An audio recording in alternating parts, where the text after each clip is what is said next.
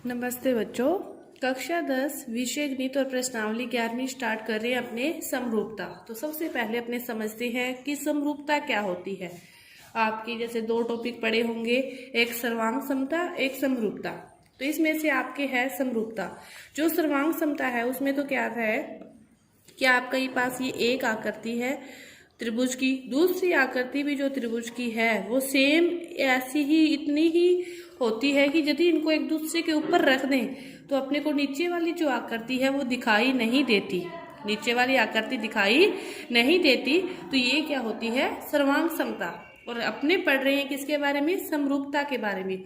समरूपता क्या होती है, किन्हीं भी दो आकृतियों की अपने तुलना करते हैं तो उनकी जो संगत भुजाएं और संगत कोणों का जो अनुपात है वो क्या हो, समान हो। संगत भुजाएं और संगत कोणों का जो अनुपात है वो समान हो तो वो क्या होती है, समरूपता होती है। कि ये 2 है तो ये भी कितना, 3, ये 2 तो 3, ये आपके पास 4 है तो ये 8, 2:3, ये 4 है तो ये 6 होगा, फिर अनुपात आएगा ना, इसका अनुपात 2:3, इनका अनुपात 2:3, ये 4 6 है तो 4/6 को 2 के पहाड़े से काटेंगे तो इनका अनुपात भी कितना हो गया, 2:3 हो गया।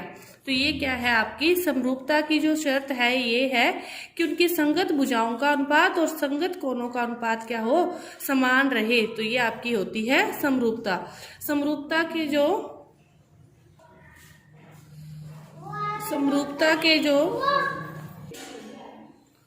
और समरूपता की जो दूसरी शर्त है वो कोणों की, कि ये जो कोण है इस कोण के, ये कोण इस कोण के और ये कोण इस कोण के, इनका जो अनुपात है वो भी क्या हो, सेम रहे। कि संगत भुजाओं का और संगत कोणों का जो अनुपात है सेम रहे तो वो समरूपता है।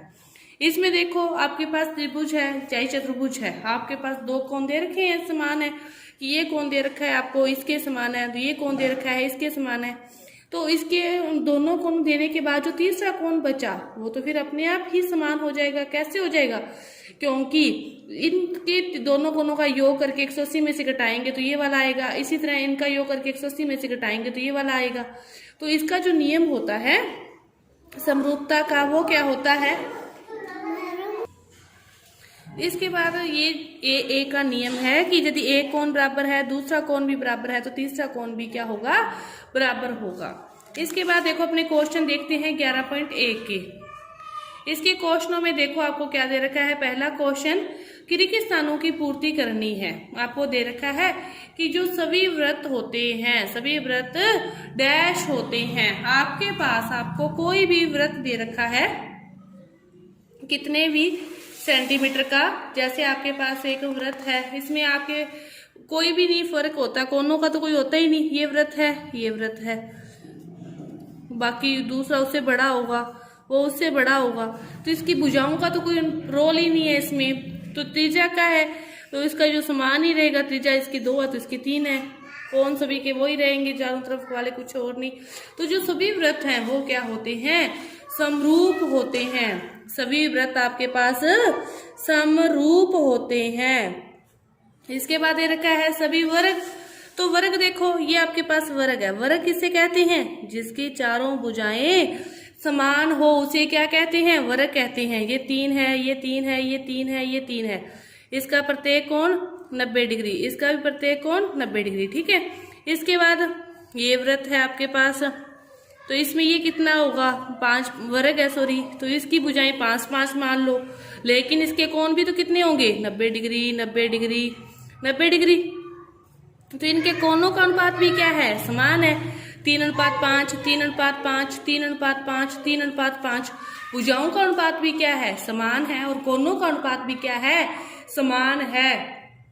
तो फिर सभी वर्ग भी क्या होंगे, समरूप होंगे, क्योंकि सभी वर्गों का जो प्रत्येक कोण है वो कितने डिग्री का होता है, 90 डिग्री का होता है। इसके बाद सभी डैश त्रिभुज समरूप होते हैं।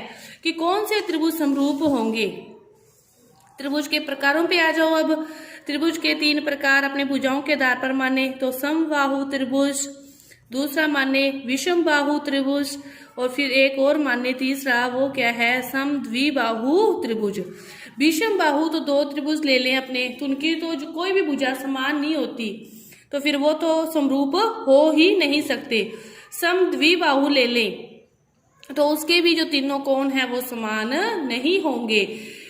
तो इसके बाद जिसकी तीनों भुजाएं समान है फिर वो कौन सा है? समबाहु त्रिभुज। समबाहु त्रिभुज की भुजाएं कितनी भी डिग्री की हो, जैसे ये 5-5 सेंटीमीटर की हो, दूसरा ले लिया उसकी कितनी भी हो 7-7 सेंटीमीटर की आप मान लो है, लेकिन इसका जो कोण है वो कितने डिग्री है? 60 है। इसका भी फिर कितने डिग्री? 60। समबाहु त्रिभुज का प्रत्येक कोण कितने डिग्री का होता है? 60 डिग्री का होता है। तो भुजाओं का अनुपात तो आप कोई भी लोगे, ये 5 लोगे, ये 11 लोगे 7 की जगह, तो सारी 11-11 होगी। तो भुजाओं का अनुपात तो क्या होगा? 5:11, 5:11। कोण तो इसके 60-60 ही रहेंगे हमेशा। तो सभी समबाहु त्रिभुज विसमरूप होते हैं। कौन से त्रिभुज? समबाहु त्रिभुज समरूप होते हैं। इसके बाद देखो चौथा क्वेश्चन कि भुजाओं की समान संख्या वाले दो बहुभुज समरूप होते हैं यदि समान संख्या वाले, मतलब इसकी भी कितनी है इसकी भी कितनी है, समान संख्या वाले समरूप होते हैं यदि